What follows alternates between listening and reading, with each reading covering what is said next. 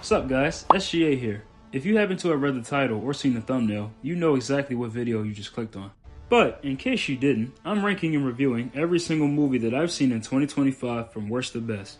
Be sure to leave your own list down below if you want, and like, subscribe, and all those things the tubers say do. We've got 42 films in total to talk about, and I'm not trying to keep this intro too long, so let's get it. Fixed. To be real with y'all, I still haven't finished this movie since the day it came out on Netflix. And for great reason. It was straight up dog doo-doo. No pun intended. I'm sure there were some jokes related to that, along with just the most explicit, lowest hanging fruit humor that a 10-year-old will find funny. The characters are all so unlikable and just plain annoying. The only thing I guess I can say positively about this movie is the animation, which can look pretty good in some scenes, except for the amount of dog buttholes and privates and humping, which there's a lot of, so not good. Apparently this is the same animator and director who worked on the first 3 Hotel Transylvania films, Samurai Jack, Dexter's Lab, etc. Which is cool I guess, but I heard that this was his passion project or whatever, and man, what a downgrade. And yeah, I know at the top that I said I never technically finished this film since it came out on Netflix, but I had to make it an even 42 for this video, so. Next. Snow White. Another cash grab by Disney. Gotta love these, right? Rachel Zegler gives a mediocre Snow White performance. Yeah, of course, she's a great singer, but not even that could save this film at all. Gal Gadot was completely miscast as the evil queen. The dwarfs? My god. They look like those AI videos you find scrolling on YouTube Shorts or something. In fact, this entire film just looked and sounded like it was AI. They tried so hard to make this movie modern and have Snow White be this boss leader princess taking back her throne from the queen or whatever. But still, she falls for the death apple from the strange elderly and has to get kissed by a prince. Who I guess isn't really a prince here this time, he's a bandit. Why? To prove a strong independent woman doesn't just look for a man with status, as long as he's pure of heart. Yeah, whatever Disney, this movie sucks. Next. Back in Action. Totally forgot that I even watched this, to be honest. But I did. And well, it's just another one of those bland action films that Netflix likes to put out every year that leaves your memory as soon as you're done watching them. The plot is basically, I guess, about a couple who were secret spies back in their prime. But then later in life, they settled down, had a family, got married, all that. Which they were okay with, but I guess they were still itching to feel that rush of being spies again. So they go on this final mission, and their kids are either involved or they're in trouble somehow. I don't remember the plot, dang it. This movie's bad. Jamie Foxx and Cameron Diaz have decent enough chemistry here, but it's not enough to save this film. Yeah, I'm not going to remember this movie as time passes by. Happy Gilmore 2. Everyone knows how hilarious the first Happy Gilmore was. With all its iconic lines and jokes, you eat poop for breakfast and all that. So was a 30-year-long awaited sequel the next brilliant move for Happy Madison? Of course not! But they did it anyway, and it was garbage. Adam Sandler's just phoning it in the whole entire film. Shooter McGavin's back, but not as fun to watch like in the first film. Happy has a daughter and 4 sons now, and I couldn't care about any of them. This movie relies heavily too much on nostalgia from the first movie, including old recycled jokes from it too. The comedy here in general just doesn't work, period. There's a bunch of pointless celebrity cameos that amount to nothing. This movie was nothing. I'm ready to move on. Henry Danger the movie. It was entertaining enough, I guess. Look, I grew up watching the Henry Danger show. I was there the day it came out. And it was definitely one of my favorite Nickelodeon sitcoms at the time. So hearing about this movie for the first time, I was kind of intrigued. But of course the result was nothing special. The acting and dialogue in here was kind of on par with the show, all jokey and never taking itself serious. Which I'm not gonna lie, it was funny in some moments, but I just kind of expected more, cause it's a movie. A Paramount Plus streaming movie, mind you. But still, Jace Norman is great as Henry Hart / Kid Danger, as always. Weird he still goes by Kid in this movie, though he's older than me. Piper was fun to see back, though she kind of annoyed me a little bit. Schwoz was cool. Jasper genuinely had some funny and heroic moments, though he kind of annoyed me in some parts too. The new sidekick character girl who's with Henry, she was fine. Don't remember her name or her abilities, though. This movie felt more like a Henry Danger special presentation and not like it had a movie budget. That goes for the story and just how it looks in general. Which kinda sucks, because there was a time where Nickelodeon shows could also be movies and still be as great as the source material. The first Rugrats movie, Rugrats in Paris, the first SpongeBob movie, The only three examples I can think of right now. But now, that time is lost. Also, that Captain Man cameo at the end was kind of predictable, but man, I was kind of hyped to see him. Straw. Taraji P. Henson gives a heck of a performance. She's actually the only person I took serious in this whole film. Alongside Sherry Shepherd and Tiana Taylor, they were great. Everyone else here, though, just felt like they were kind of overdoing every line, which I kind of feel like most of the characters do in these Tyler Perry projects. Not hating on Tyler Perry or anything, but for some reason I can never connect with his films like some people do. It's either the comedy that he does sometimes is too repetitive or just not funny at all, or the drama is just over dramatic and I can never take it serious. And sadly, that goes for this film. So in this film, Taraji plays a struggling mother who has to take care of her sick daughter, and she goes through some traumatic experiences in order for that to happen, and there's a big twist at the end, which I really don't care to give away. Alright, fine, I will. The daughter was dead the whole time. Boom. Care to see how that's possible? Go watch it yourself. Other than that, mediocre film. Megan 2.0. Wasn't as bad as I feared it to be, but it was still pretty bad. Megan herself was fun to see again, of course, outside of her moments that are only meant for memes. Her action scenes were cool. The villain robot woman, Amelia, she was cool. Violet McGraw gives another standout performance as Katie. We'll mention the other McGraw sister later in the vid. Gemma was fun. Though her and Katie still weren't getting along much in this film like the first one, it was nice to see them gradually get better by the end of this. Still don't know how I feel about them switching Megan from horror to comedy by the next movie that quickly. You know, Chucky had 3 films before he just went all comedic and everything. But yeah, it's sad to say that we won't be seeing another Megan film for a long time.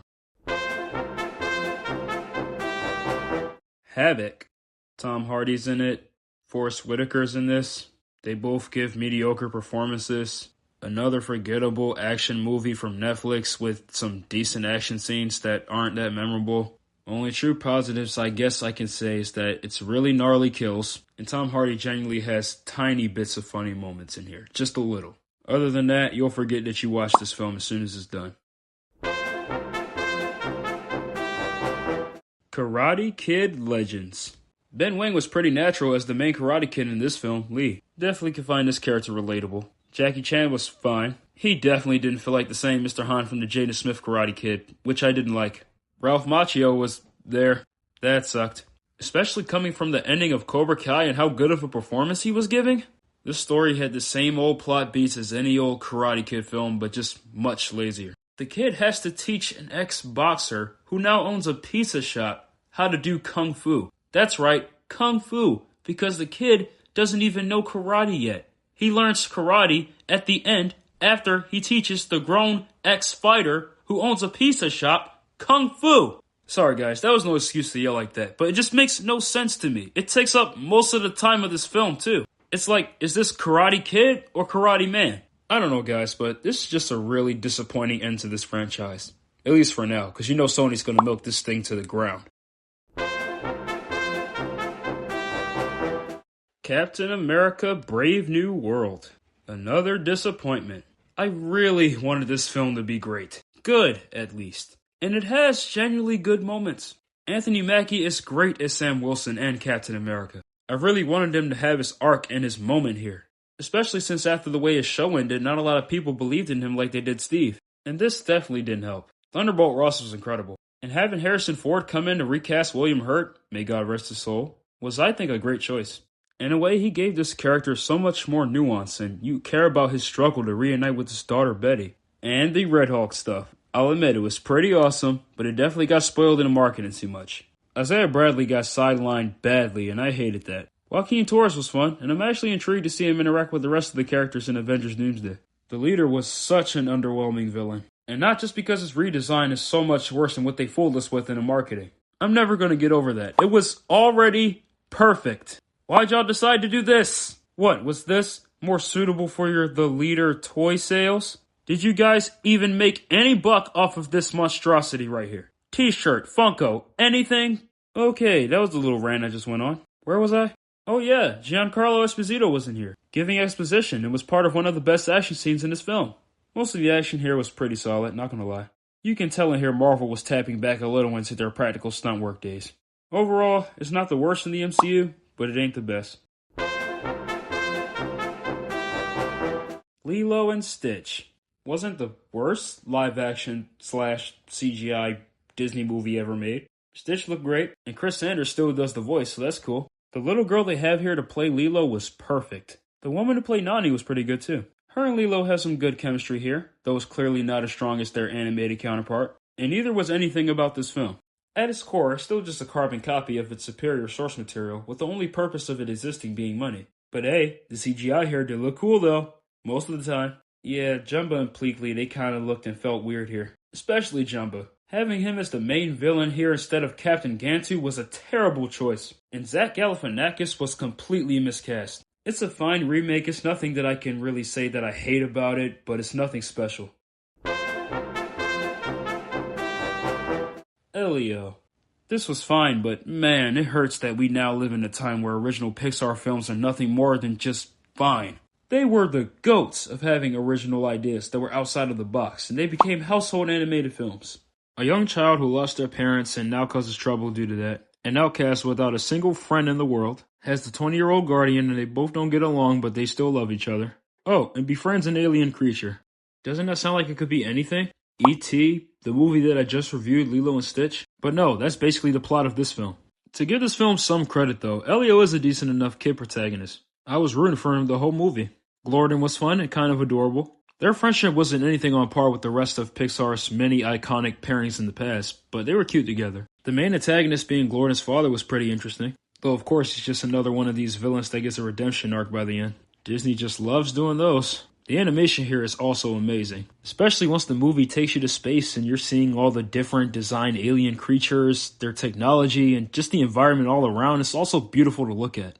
But it's obvious that more times than not, Pixar knocks it out the park with their animation. The story here is still very predictable, and Pixar is better than that. I need them to get back to how they used to be, the way I used to love them. Maybe Hoppers will surprise me, but I doubt it. And wait, what's after that? Oh yeah, let's move on. Jurassic World Rebirth. This movie was fun. Not the best film in the franchise by a long shot. We peaked at the first one, but this was still a blast. Black Widow, Blaine Fierro, Scarlett Johansson, Mahershala Ali, and Jonathan Bailey were all pretty good in this film. The visuals for the dinosaurs look awesome as always, though it's kinda underwhelming how these Jurassic World films keep trying to make dinosaurs boring. How do you do that? The whole mutant plot, whatever that was at the end, was kinda forgettable. The random family that we also focus on in this movie were just kinda there. But that boyfriend character, man, did he get on my nerves. All in all, not something I'd watch over the OG Jurassic Park trilogy, or even the first Jurassic World, but it was still a fun time nonetheless. One of Them Days. Took me a couple rewatches to really find this film hilarious, but eventually I found it funny. Still has some stupid stuff in it though. Keke Palmer and SZA have great chemistry here and they're hilarious together. The supporting cast here also had their funny moments, except for the guy who was SZA's character's boyfriend. He was just so stupid. And honestly not that funny. He tries too hard sometimes in scenes and I'm like, just stop. I was happy for her when she finally broke up with him in the end. This story kinda gives off Friday vibes, but gender swapped and no usage of marijuana present. These girls basically have 24 hours to come up with some money before they're kicked out of their apartment. And along the way comes trial and error and people hunting them down and stuff like that. Pretty intriguing story. Of course it's been done before, but that's fine. They weren't trying to make anything groundbreaking or change cinema or anything like that. This was just a fun comedy, and I enjoyed that. Definitely will recommend if you haven't seen it. Together. This was too trippy and stomach-turning of an experience, and I loved it. Once it gets there, of course, the movie doesn't just start off with all that body-merging stuff. Alison Brie and Dave Franco have amazing chemistry here, obviously because they're married in real life, but that's still worth noting. They both carried this film. You feel for both the characters in here wanting space from the relationship, but they just can't stay away from each other. Then once the thing happens to them when they're stuck together, they literally can't. And it does end up becoming more and more toxic for them, until they ultimately do decide to just merge fully by the end. Still don't know how I feel about that ending. The other side characters in here were interesting as well, especially the main antagonist who's a co-worker to Allison's character. That scene where she's over his house and he's exposing to her everything that's happening to her and her fiance while they're being stuck together and the whole cult ritual thing that happened behind this, that was a very eerie scene. Fun movie with creepy but mind-blowing visuals. I can see myself rewatching this every October, I guess. Bring Her Back. Truly one of the most depressing horror films I've seen in a while. The same guys who directed Talk to Me in 2022 came back with another horror film that'll leave you thinking, what the heck did I just watch? In a great way, of course. Although I didn't like this film as much as Talk to Me, that's not knocking it at all. The main brother and sister characters, Andy and Piper, were pretty great, and you're rooting for them the entire movie to get away from this crazy lady. Which, well, only one of them does. Sally Hawkins gives a very captivating performance as this Lady Laura. She can play this enduring mother figure and a friend that you can have a blast with, but she can also play this manipulative, tragic, and horrifying woman so effortlessly. The story here overall kind of lacks for me though a little. And there's some gruesome stuff that happens here that I think overdoes it just a little bit, but it was still very well shot. The entire film was very well shot actually. Pretty enjoyable horror film. Hard Eyes. This movie was too fun. Although it's definitely just Scream with a Valentine's Day skin over it, that never stopped it from being enjoyable. The design for the Hard Eyes killer itself is awesome, especially that mask. Olivia Holt and Mason Gunning have great chemistry here. The kills were all great and as gruesome as they should be. The story here did kind of feel a little generic and, again, kind of like Scream. It was a whole whodunit plot and the reveal wasn't that satisfying. Overall, I still had a blast watching this. I can even see myself rewatching this every Valentine's Day. How to Train Your Dragon. As live-action / CGI remakes go, this without question was the best of them all. Only this time it's DreamWorks, remaking my #1 favorite movie of theirs. So best believe I was hesitant. But I'm happy to say here today that it was actually pretty entertaining. Mason Thames kills it as Hiccup. He doesn't try to copy what Jay Baruchel did. Instead, he played him like if it was his character, and I loved that. While still feeling like the same Hiccup we all know and love. The scenes with him and Toothless were heartwarming and epic like the original, especially that flight scene in live action. Seeing that on the big screen with that classic glorious test flight score that everybody knows from the movie, it was just amazing. The CGI for Toothless and the rest of the dragons look phenomenal. Gerard Butler is Stoic the Vast. No one else can play this character like he does. Nico Parker was pretty interesting as Astrid. Her and Mason have pretty good chemistry here. Nick Frost is pretty good as Gobber. The rest of the cast did a fine job. The story is literally just the beat for beat from the original, but it has some new things in it that change it up just a little bit. But all in all, this was still a great time in the theaters. As for rewatchability though, it's not terrible if you do, but you might as well just go back to the original animated one. Still pretty interested to see what they do with the sequel to this. And hopefully it's not too much of a beat for beat of the OG How to Train Your Dragon 2, because that movie is already a perfect sequel. Black Phone 2. My boy Mason Thames kills it yet again this year. But this time, back is Finney. This kid's been through a lot since the events of the first film. And I like how more jaded and hardcore he becomes. But he still does everything to be protective of his little sister Gwen. Which Madeline McGraw was perfect casting as this character, and she kills it yet again in here. She actually takes more of the center stage this time around, with her dream visions coming more into play in this film. Ethan Hawke's back as the Grabber and delivers another horrifyingly entertaining performance as before. They've upgraded him to be Freddy Krueger level in the way. I like the scenes with Gwen and the Grabber on the phone while people are reacting to what her sleeping body's doing in real time. This film dives more deeper into the supernatural stuff that the first film only hinted at. And the plot, especially around the end, definitely feels like Nightmare on Elm Street, which is kind of cool and derivative at times. But this was definitely a worthy sequel in my opinion. Will they do a Black Phone 3? Who knows? Now You See Me, Now You Don't. I love these movies more than the average person should. I'm aware they're not perfect, but man, they are blessed. Jesse Eisenberg, Woody Harrelson, Dave Franco, and Isla Fisher returning all give great performances as the Horsemen. Lizzie Kaplan is back as well. She was great. The 3 new members introduced here were all very fun and distinct from each other, and the OG Horsemen. Especially Justice Smith's character, who plays a more important role being the long-lost brother of the antagonist in the film. The magic elements in this film were all amazing as they always are. Regardless if it's just CGI making out most of the tricks, I don't care, they still look great. Especially that one-shot scene of each horseman showcasing off their magic, I love that. Morgan Freeman's back, and then dies rather fast. I really wish I felt that moment more. I like Thaddeus in these films.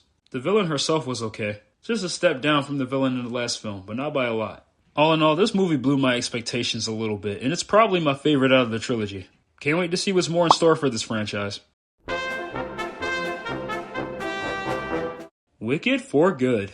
This film was pretty epic. Doesn't matter how many people love to pick apart everything wrong about it and how much it retcons the original Wizard of Oz, whatever. The cinematography is still here and looks as glorious as it did in the first film. Cynthia Erivo and Ariana Grande kill it once again as Elphaba and Glenda respectively. Jonathan Bailey kills it again as Prince Fiero. Jeff Goldblum's always entertaining to watch, but I definitely love his portrayal more as the wizard here than the first film. There's definitely things here that aren't perfect, and I do think it does a little too much to try to connect to the Wizard of Oz story while still being its own thing, and that can definitely hurt the film a little bit at times. And just overall, the story itself isn't as strong as it is in the first film. Regardless of all of those flaws, it is still, in my opinion, a worthy conclusion to the Wicked universe. Also, the songs here weren't as strong as the first film's songs, but I found them still enjoyable. No Good Deed and For Good being the standouts for me. Dogman. I love Dogman. I've never read the comics as a kid, but I've read a couple of Captain Underpants books. But I remembered that the main kids, George and Harold, didn't only come up with the Captain Underpants comic, but also Dogman. And also the fact that both books are by the same author. So hearing that DreamWorks was making this, and the fact that the Captain Underpants film was a hit, I knew for sure this was going to be a banger. The animation is so phenomenal. It looks like straight up claymation with just a pinch of CG. I honestly can't tell you what medium this was. It's just so awesome to look at. Dogman himself was great, despite the fact he just speaks like a regular dog, and being a literal dog head attached to a human corpse. Yeah, they go there with his origin, and I loved everything about it. He was still adorable, but can also be hardcore at the same time. His action scenes, especially when he's catching Petey the cat over and over again, were hilarious and awesome. Speaking of Petey, he's my favorite character in this film, alongside his son/clone Little Petey.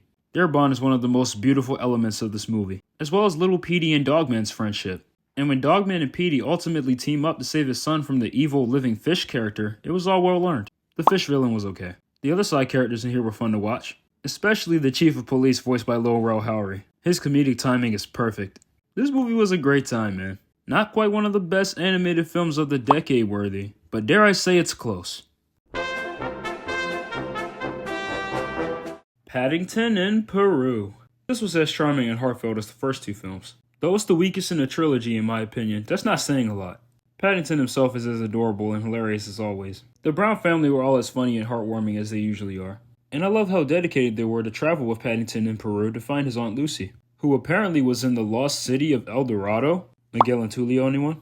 They did change the actress who plays Mrs. Brown, which I really didn't mind. She honestly gave a good performance. Though she's clearly not as captivating as Sally Hawkins, but she was too busy creeping us out this year. Mr. Brown has a nice arc about being more adventurous and not being afraid of everything, and that paid off in the end for him. The brother and sister barely had a lot to do this time around, but it was still great to see them. Mrs. Bird was the GOAT. I loved how very suspicious he was about that nun in the home for retired bears, which of course she had every right. That nun was very sus. Antonio Banderas gives a pretty great performance as this ship captain that the Browns travel with to El Dorado. He starts off with this charming and more friendly demeanor, but as we see him go further into this adventure, the more he starts losing his mind, literally, and the more greedy and just antagonistic he becomes. And he gets more neglectful of his daughter. She was fine. Kind of forgot about her as I was writing this, to be honest. Banderas also plays these ancestor characters that the captain keeps hearing the voices of, and I thought that was hilarious. I like the reveal in the end of how El Dorado is basically Paddington's birth home, filled with a bunch more bears like him, orange trees, and marmalades everywhere. The actual gold in the lost city of gold. Also, when the Browns come to the realization that they might have to let Paddington go with his real family was kind of beautiful. But then he walks right up to them and says he wants to stay with them because they're his real family. It almost choked me up a little bit. This movie's great. I can't wait to revisit this trilogy again. The Bad Guys 2. This was everything I wanted in a Bad Guys sequel. Sure, the original is peak, but this comes very close. The bad guys themselves are back and were great as ever before, if not better. Especially Mr. Wolf. Sam Rockwell does not miss. Diane Foxington was great to see again. Her and Mr. Wolf's relationship has been one of the best things in this franchise, and they're finally official by the end of this film. That made me happy. The bad girls here were fun. Mr. Snake having his toxic yet romantic relationship with Doom was funny. Kitty Cat was an imposing enough villain. I wish we got to see more layers from her though. Professor Marmalade makes an appearance and he's ripped. That scene with him and Diane playing Connect 4 was hilarious and was actually an important part of the plot. The mission itself that the bad guys were forced to go on was kind of generic, stealing some billionaire's Apple Watch thing that has access to this rocket with some kind of gold magnet or whatever. Yeah, I don't know. The movie's not good because of its plot. Seeing the bad guys really try to become good and reform themselves is one of the best elements in this film. They even go looking for jobs and everything, but of course it doesn't work out. Hence why they get in this predicament with the bad girls, which of course they ultimately sabotage their plan. The Diane versus the bad girls fight scene was awesome. I love that the Crimson Paw never left her. Though it does cause her job of being the governor, she's still dedicated to helping out Wolf and the rest of the bad guys. The chief, commissioner now, was fun to see back. Having her work alongside the bad guys in here was kind of fun. And they've earned her respect. The fake funeral the commissioner had for the bad guys at the end was hysterical. The animation here still looks great as the original, the action scenes were fun. Yeah, I truly had a blast with this one. Zootopia 2. Disney said, "Oh, so DreamWorks was to put out their sequel to their animal movie this year that features a fox? We shall do the same." And it became the highest grossing Disney animated feature film, I believe. So did Disney earn that success, or is this another cash grab? Surprisingly, they cooked with this one. Nick and Judy have the best chemistry here. You really feel the weight of their partnership being in jeopardy here, both in and outside the ZPD. I don't think they become lovers by the end of this film, but they have a strong enough bond and they care very much about each other. Gary the Snake was a fun addition to this franchise, voiced by the one and only Ke-Huy Quan. If only we've gotten more scenes from him though. I'm telling you, there's times where I forgot he's even in the film. Nibbles was great. She made me laugh every single scene she was in. Her being this well-known conspiracy theorist of Zootopia was kinda awesome, especially for the fact that she was right about what she was saying. The animals that are on top of this city are very shady and have all the power. Enough to have all the reptiles exiled for as long as they can remember. Which is messed up because Gary's grandmother is the main reason why animals can coexist here in Zootopia in the first place. Until their grandfather Langsley did her dirty those years ago. The Langsley family in general were a unique part of this film, and their history of why Zootopia is the way it is now is pretty interesting. Palmer Langsley was especially interesting. He was an actual twist villain that Disney had that worked. Speaking of ones that didn't, Bellwether makes a little cameo here. The animation here still looks amazing as the first film, if not with subtle improvements. Looking forward to seeing how Disney does the trilogy, which I know for sure they'll do. Just as long as it isn't a live-action reboot. What am I even saying? They're probably working on it right now. Guillermo del Toro's Frankenstein. The best adaptation of Frankenstein, at least that I've ever seen, period. To be fair, I haven't seen the classic 1931 version, nor have I read the novel. And there's countless of other live-action and animated retellings of the story, but none of them felt as significant to me as this one. Guillermo del Toro does a fantastic job of telling the story of Victor Frankenstein for the first half, exploring through his traumatic childhood and seeing how that shaped him into the man that he is now. It has you feeling for him as if he's the protagonist. But then in the second half, Frankenstein's monster takes the center stage, and you see how much he's evolving into becoming an actual human being, developing knowledge and just simply learning how to care for others. And you're rooting for him to get back at Victor for trying to kill him. Oscar Isaac and Jacob Elordi both do a tremendous job as Victor and the monster respectively. The design for the creature is amazing, and I love how not CGI it is. Mia Goth does an amazing job also, being the love interest for both Victor and the monster. Oh yeah, Victor's a dirty man. He's over here flirting with his brother's fiancée. His brother was a cool character, not that memorable. However, his final scene when he's accidentally killed by the monster, and then he tells Vic with his last breath, "You are the monster," that was just peak. The way this film looks is just breathtaking. Every shot just feels so dynamic and makes certain dialogue scenes, or even when the characters aren't speaking as much, like the monster from the start, feel more alive. I know most people would probably have this extremely high, like top 10 or even 5 of this year. But do know, this placement doesn't make me love this film any less.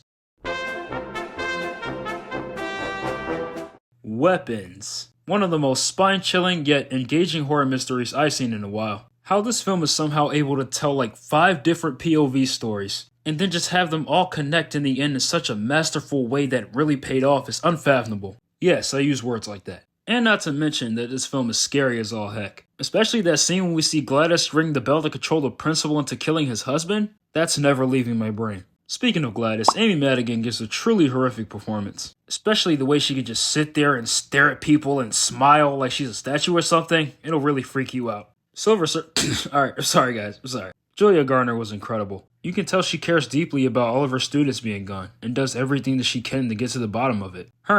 Come on guys, you really think I was going to stop? Her and Josh Brolin is this worried dad character who was kind of blaming the teacher from the start. He also kills it here. You felt like he, along with the rest of the parents, were blaming her for their children being missing because coincidentally they all go to the same classroom. But once he understood her side and they both started teaming up, it was all worth it. The rest of the side characters who had their own POV stories were great. That kid Alex, the only one who knew what happened to his classmates, you couldn't help but feel absolutely horrible for him. All of his classmates and even his parents have been turned into meat puppets for Gladys. Or her weapons. Get it? I'll stop. That ending scene where she gets defeated by Alex using her voodoo magic against her and having all those kids start charging at her, breaking through random houses and everything, was the most awesome and disturbing at the same time moments in this whole film. And she definitely deserved what she had coming. This film is just great. It's no dud that Zach Cregger really knows his way around horror. I loved Barbarian when that came out. Looking forward to that Resident Evil movie he's apparently attached to. Predator Badlands. Now, I just got into the Predator and Alien franchise last year, due to hearing about this film coming out. And Dan Trachtenberg is the best choice when it comes to the future of this franchise. Prey was awesome, and so he decided to put out not just one, but 2 Predator films this year. The other one will be on this list, spoilers. This movie, though, was truly epic. I'm a huge fan of all the practical effects and makeup from the 80s Predator films, and it shows it a little bit here. But the CGI and the visuals for the Yautja and the other alien creatures and the environment were just stellar here. Deck is probably my favorite Yautja in the entire Predator franchise, to be honest. I said probably. His design too, it's so simple yet effective. Seeing this run-of-the-litter Predator having to prove himself to not only his terrible father, but to his entire race, and basically being sentenced to be killed by one of his own kind due to his inadequacies, was very interesting to me. He goes on an adventure to this planet to hunt down the biggest prey known in the galaxy called the Kalisk. Apparently in legend, not even veteran Yautja would dare to face it. Ella Fanning does a great job of playing the 2 different android twin sisters. Thea being the friend that Deck has along the journey, and Tessa being the one wanting to use him for experiment. Deck and Thea's relationship is the heart of this film. And their friend Bud, who's kind of adorable. And apparently the Kalisk's child, which I thought was a great twist. I love the arc that both Deck and Thea go through of how the friends and family you make along the journey are worth more than scoring a kill, and familial expectations. Most people might not be a fan of a Predator being the protagonist, but I think it worked wonders here. Of course, I'm not advocating that Disney should just have every Predator film where the Yautja are the one we're rooting for. But I'm not gonna lie, I wouldn't mind at the most a trilogy, following Deck on his next adventures. Wallace and Gromit, Vengeance Most Foul. Stop motion is one of my favorite forms of animation and storytelling, and my favorites have always been the Wallace and Gromit shorts and the Curse of the Were Rabbit film. So best believe I had to see what's next in store for these 2. They did change the voice actor for Wallace due to the old one's passing.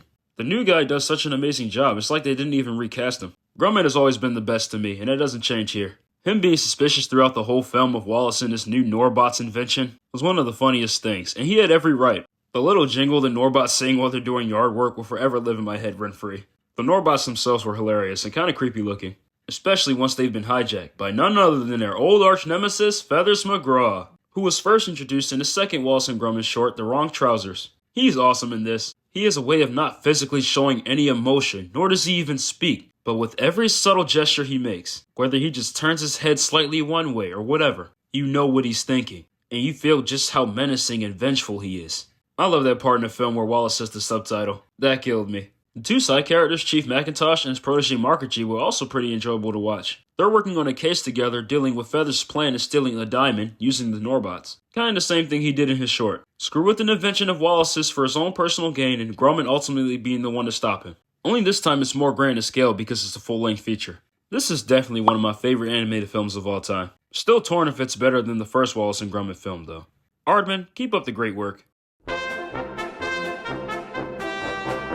The Day the Earth Blew Up, a Looney Tunes movie. It is such a shame how badly Warner Bros. Wants to get rid of the Looney Tunes. You know, the Looney Tunes, these beloved icons. One of them being the very face of this whole entire company. But who cares, the company's now sold to Netflix. Theaters may discontinue within the next decade or 2. And I'm terrified of that even being a possibility. Anyway, but now, thanks to a well-known production company as of late called Ketchup Entertainment, they bought the rights to the Looney Tunes characters. And the reason why this film got to see the light of day. And later this year, Coyote vs. Acme finally gets its moment. I pray that remains to be true.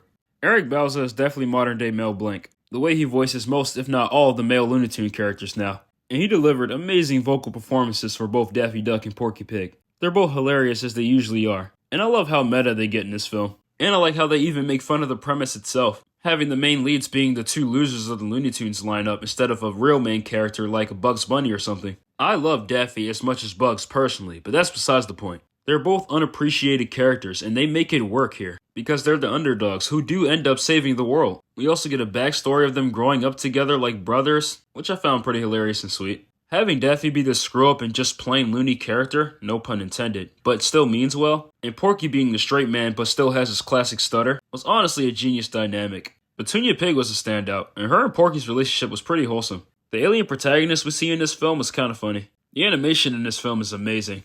I'm always a fan of 2D animation over any other form. Of course, I love them all, especially if done right. And the Looney Tunes cartoons were the start of my love for animation, period. I love this film, man. I'm ready for Coyote vs. Acme.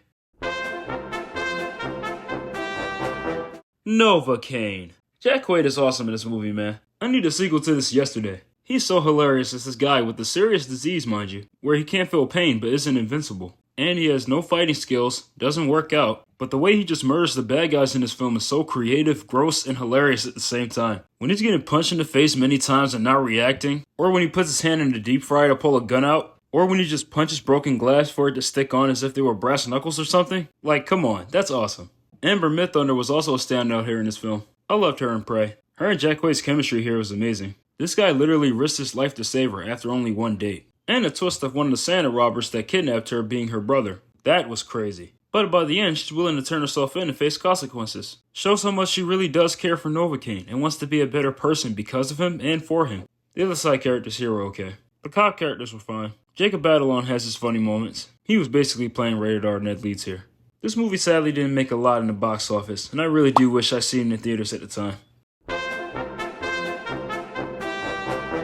Predator Killer of Killers. Dan Trachtenberg doesn't miss, man. The animation in this film is incredible. Each of the different time periods that we see the Yautja, whether in the Viking Age, Federal Japan, or World War II, each story had ways to showcase just how deadly the Yautja are, and just how much they like to prey upon Earth. A lot. I love how in the end the three main characters from different times are kidnapped by the Yautja, are brought to their planet and battle arena and basically have to survive together. The designs for each of the Yautja looked awesome. My favorite has to go to the Samurai Yautja, and that story was my favorite out of the three as well. This movie even hits us with a post-credit scene, if you want to call it that, showing that Dutch from the first Predator, Mike from Predator 2, and Naru from Prey have all been kept frozen on the Yautja ship, showing that this animated film is also canon to the rest of the Predator universe, which is awesome. Keep keeping the franchise alive and thriving, Dan. The Fantastic Four First Steps. Finally, a great Fantastic Four movie. And I say this as someone who's a fan of the 2000s Fantastic Four films, regardless of their many problems. And we just don't talk about this one. I'm sick of those Miles Teller memes. But anyway, this film is one of the best looking MCU films I've seen in a long time.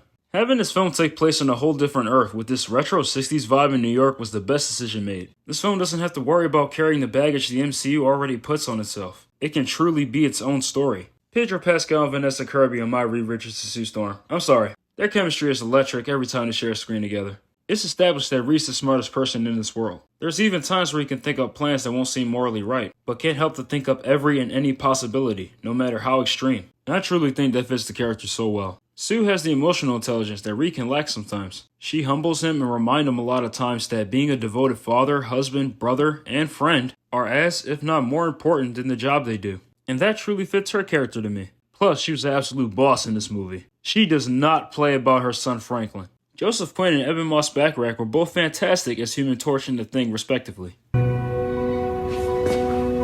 Say that again? I know I contradicted myself, but I had to at least once. I do wish, however, they gave Ben more screen time here. He's my favorite member of the team, so I didn't like how he just felt like he had nothing to do. But Evan Backrack's voice just fits so well for this character. And I love the choice of, instead of him sounding like, well, a rock monster, he sounds like the human that's still there inside. The CGI for him is incredible as well. As for Johnny, though he wasn't as cocky, immature, and hot-headed as most of the portrayals we're used to, he is a version that's treated more like an actual asset to the team and not someone so full of himself and needs to be told to go stand in a corner somewhere. And the scenes with him and Shia LaBeouf Silver Surfer were pretty good. Julia Gardner was great as this character. Her CGI looked amazing. And Galactus! Oh my god, they finally did it! They brought Galactus into a mainstream Marvel movie. For real this time. And he looked incredible. Ralph Vincent just has the perfect look and voice for this character. This was everything I've been waiting for in a Fantastic Four film since, well, ever. I'm intrigued to see them in Avengers Doomsday, but even more excited for whenever we get a sequel for these guys.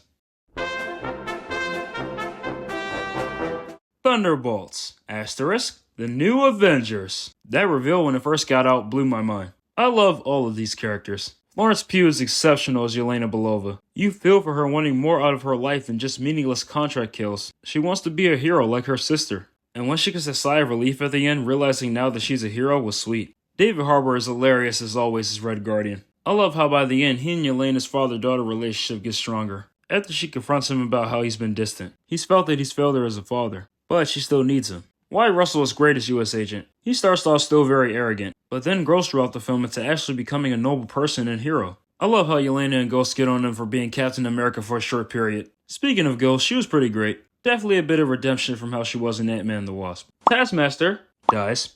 Sebastian Stan's back as Bucky. He gets to be the leader this time around for the Thunderbolts. He knows exactly what it's like to seek redemption regardless of a troubled past. And in a way, he's the very product of what they hope to become.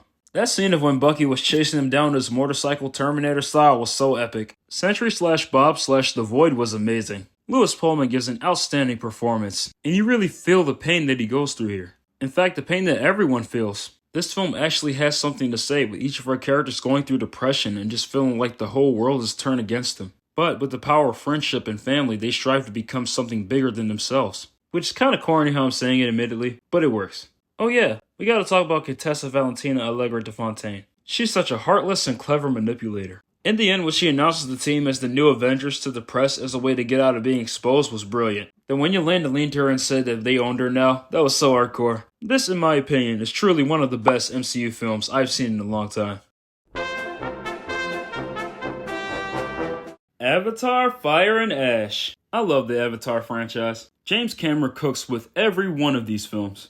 I don't care how many people say otherwise. And to be honest with y'all, I just gotten into his films last year. T2 and Aliens being my other favorites of his. But the world building in these films, the drama, and the character arcs, it's all worth everything. On top of it all looking spectacular visually. Like a National Geographic on the planet Pandora and the Na'vi. Sam Worthington and Zoe Saldana were born to play Jake and Neytiri. Seeing them both deal with the aftermath of their son Neteyam's death was very depressing. Stephen Lang as Miles Quaritch has gotta be one of my top 10 favorite villain performances in film.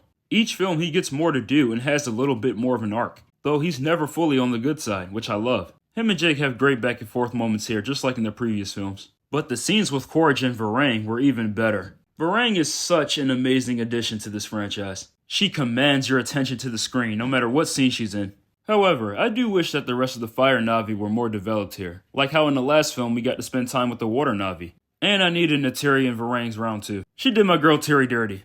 Loak gets more development in this film, dealing with his brother's death and his father basically blaming him for it. But then, due to him stepping up for Pyakon and representing himself as a real leader, Jake saw greatness within him. Kiri and Tuk also get their moments to shine here as well. And Spider too. Most people hate on him, but I enjoy Spider. He cares deeply about the Sully family and he puts his life on the line many times for them. Also, him and Kiri are a thing now and he has a connection to Awa. What the haters gotta say now? This film is awesome, and I'm ready to see what James Cameron does next. Whether it's Avatar 4 or 5 or 10 or whatever else he wants to do. One battle after another. Haven't seen any of Paul Thomas Anderson films outside of this one. But he definitely cooked here with this one though, so I might have to see more. The cast here all around is amazing. Leonardo DiCaprio, Tiana Taylor, Benicio del Toro, Regina Hall, Sean Penn, and Chase Infinity. This being her first film ever, which is only more impressive because she, along with everyone else, killed it here. Especially Leo and Chase. Everyone knows how incredible of an actor Leo is, and he's hilarious and heartfelt here. Chase held her own alongside all of these well-seasoned actors. Even stood out most times than whoever the person she's acting with. Tiana was great. She never stopped fighting against corruption no matter what obstacle she was put through. Sean Penn as Stephen J. Lockjaw is one of the most despicable, disgusting human beings I've ever seen. And he does such a great job of not only making you hate him, but you also understand why he's on the side that he's on. And the twist with him and Chase Infinity's character, which I won't say because I want you to check the film out yourself, but it's crazy. Some people say that this film is very, if even too relevant to what's going on right now. And that may draw people away from watching this film. People want to go to the movies to escape reality and not be brought back into it. Which, trust me, I get, but watching this film I never had that problem. For one, this film will have you entertained all the way through, with its many great shots and character moments and writing and the score and everything. But also, it never chooses sides. It shows the good and bad with both the government and the people who are against it. And at its center, it's really a father-daughter story, and you really care about their bond. This was truly a dark, hilarious, heartbreaking, and heartwarming experience, and I loved it. Companion. I just love this film so much. Pretty much I love all my top 10s. So glad I watched this film before I saw the trailer. It does give away a lot, but not enough to ruin it, mind you though. Sophie Thatcher is incredible here. They could have easily made her just another killer robot doll that starts off helpful until she's too attached to her owner and tries to kill everyone the owner loves, including the owner. But this isn't Megan or anything like that. They make Iris the protagonist here, and her owner, played by Jack Quaid, is the antagonist. And man, does he do a fantastic job of making you hate his guts. What he puts Iris through, how much he just mistreats her, gaslights her, and just being an overall manipulative and selfish boyfriend to her, and thinking that's okay because she's technically not a real person. Yeah, I was so happy when she finally killed him in the end and gets to live on the rest of her life. The same beginning and ending narration that Iris has in this movie has got to be one of my favorite lines in film, period. The other side characters here were hilarious. The side plot of Jack Quaid's best friend's boyfriend also being a robot was an awesome reveal. Then Jack turning the robo-boyfriend into his Terminator basically was insane. This film is just incredible. I can't wait to rewatch it again. Shout out to Drew Hancock, he directed this masterfully. Marty Supreme. This is technically my first introduction of how amazing of an actor Timothée Chalamet is. I'm aware of his other films, Dune Part 1 and 2 being the main ones. Haven't seen any of them yet though, but I plan to, especially after seeing Timmy in this film. Marty Meltzer will go down in history as one of his best roles of all time, if not the best. He's such a manipulative, impulsive, and very narcissistic person, but can be charming and also back up the game that he's talking, literally. And you almost feel bad for the many situations he gets himself into. And you're very torn between whether you want this guy to succeed by the very end or suffer some consequences. And boy, do consequences come his way. Gwyneth Paltrow gives an amazing performance here as well. Her and Timothy have great chemistry on screen together. Her character is also flawed. She's a retired movie star who's married to a successful businessman, but decides to have an affair with Marty for about 8 months, I believe, after he convinced her to come to one of his ping pong games. Odessa Zion was truly a standout as well. She also in this film is married and has an affair with Marty. Only difference is they knew each other ever since they were kids. Basically, both of these women husbands are terrible. Not saying Marty's any better though, but maybe just a little bit. Or not? I don't know, you gotta watch the film yourself. But outside of Odessa's character having an affair with Marty, she's also kind of like his right-hand partner when it comes to some of the schemes he's doing too. His main right-hand man being Tyler the Creator's character, and he's amazing in this film. The cast here all around is pretty awesome. Every character here is so much more fleshed out than just playing good or bad. It's like everyone's either neutral or just extremely antagonistic. The way this film is shot is also amazing. From the simple scenes where characters are just arguing or talking to each other, to the chaotic adventures Marty goes on and his ping pong matches, which I have to give credit to as well for a little bit. All the ping pong matches that Marty plays here are awesome. Heard it took Chalamet about 7 years to truly master the ping pong game, and that's dedication, and it truly shows in this film. This was truly a thrilling experience in the best way possible, and I'd highly recommend it. Josh Safdie cooked with this. The other film I seen of his and the other Safdie brother was Uncut Gems, and I loved that film. Marty Supreme definitely has those kind of vibes, but it's still completely its own thing. And I honestly might prefer this more. Is it recency biased? Who cares? The Long Walk. This along with the top 3 are honestly interchangeable. This film is everything to me. One of, if not my favorite adaptation of Stephen King's novel by the same title. Each of our boys that participated in The Long Walk, you feel for each of them and understand their motives, and are engaged with the brotherhood bonds that they've made here. Regardless if you know it's not going to last long by the end. The brotherhood that these boys share honestly will make this film for me. Especially our 2 leads, Cooper Hoffman and David Johnson as Ray Garrity and Peter McReeves. One of the best written friendships in fiction. Pete especially was my favorite. Him being the most optimistic personality in a group, and just how he encourages those around him to become better people, and to view the world in a more positive manner, despite him having a traumatic past of his own, was just beautiful, man. Mark Hamill was perfect for this role as the Major. You brutally hate his guts throughout this entire film. He got what he deserved by the end too, though it was at such a cost. The Long Walk itself is very brutal, has you at the edge of your seat, and you just never know who will survive by the end, because only one person can. All the things this movie will have you overthinking about, like you having a rock stuck in your shoe, having to pee, or just simply wanting to stop for even a few seconds, and taking a bullet if you do any of those things, or anything else other than just walking. Within the 3-mile speed limit, just to add more into how bleak this film already is. And by the end, once you see who's the winner, it still feels like a huge loss. In a good way for the film, because suspense. Not that I didn't like who won in the end, because trust me I did, I don't want to give it away though. The bond that person shared with all the people that has died before him will never be forgotten though. For most people this film may be too sad to rewatch, or even enjoy. But I've seen this film like 5 times already, I believe, and I still love it every single time. Don't know if that makes me a madman or not.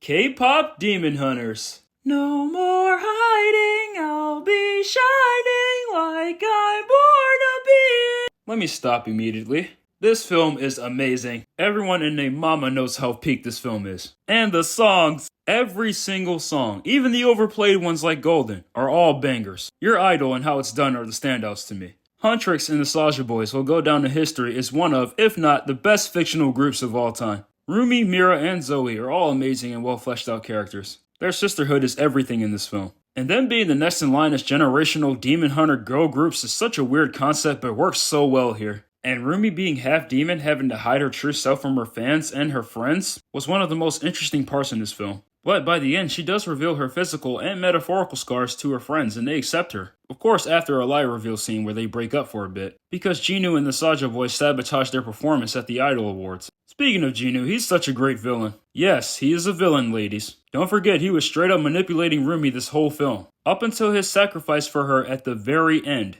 which was a great scene. Of course, you do feel for why he's in this position, and his backstory is heartbreaking. But he was definitely still on a mission, working for the frontman, Kima. The animation here and the fight scenes were all breathtaking. I'll never get tired of this Spider-Verse style of animation. And it's got a mix of anime in it too, with how big and overexpressive characters can make their faces look in certain scenes. This film is also pretty hilarious. Definitely in my top 20 animated films of all time. It could reach top 10, but we'll just have to see in the future. Sinners. Somebody take me in your arms tonight. Somebody take me in your arms tonight. Sorry y'all, I had to put my real vocals into this one. This song means everything to me. As well as this film. Ryan Coogler is genuinely in my top 5 favorite directors of all time. And this film only certified that even more for me. Michael B. Jordan playing twins was one of the best ideas ever. He gave a transcendent performance as both Smoke and Stack. Honestly, I forget sometimes that it's the same actor in those roles. Miles Caton is amazing here. I love how this film explains how music has a way of breaking through the ancestral and spiritual plane, attracting both good and evil spirits. The evil in this film being vampires. Jack O'Connell is amazing as Remick. Though the actions he caused in this film to the normal eye may seem demonic, like turning innocent people into monsters, he genuinely sees it as just another ancestral plane in a way, and wants everyone to live in unity for all eternity. Which, yeah, sounds very cultic, but, you know, most great villains don't see themselves as such a title. Coogler knows how to write great villains well, and stories in general. Haley Steinfeld, Wunmi Mosaku, Delroy Lindo, and just every single person in this cast did a splendid job. Also, I love how this film takes place in the 30s, and the way the characters have their dialogue and their outfits and just the way the atmosphere looks all around really reflects that. But somehow this film still manages to be timeless. This is truly my favorite Ryan Coogler film by far, and in my top 5 favorite films of this decade, honestly. So why isn't it number 1?